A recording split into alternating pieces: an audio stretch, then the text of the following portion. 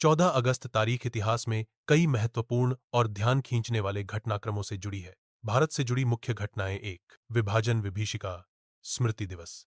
विभाजन विभीषिका स्मृति दिवस पार्टीशन हॉरर्स रिमेम्बरेंस डे हर साल 14 अगस्त को मनाया जाता है। यह दिन भारत विभाजन 1947 के दौरान हुए अत्याचारों, विस्थापन और पीड़ा की याद दिलाता है।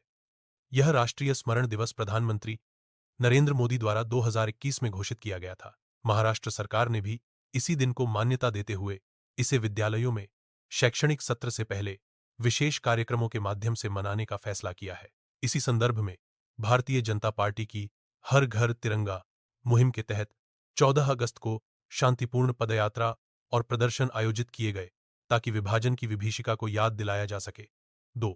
बॉम्बे उच्च न्यायालय की स्थापना। 14 अगस्त 1862 को बॉम्बे हाई कोर्ट स्थापना हुई थी। यह भारतीय न्याय व्यवस्था की एक महत्वपूर्ण नींव थी और ब्रिटिश समय की एक प्रमुख संस्था बनी। 3. ओशो मानसून महोत्सव। पुणे में 11-15 अगस्त के दौरान आयोजित ओशो मानसून संगीत और ध्यान महोत्सव अपनी कई शामों में संगीत, ध्यान, भोजन और सांस्कृतिक गतिविधियों के लिए जाना जाता है।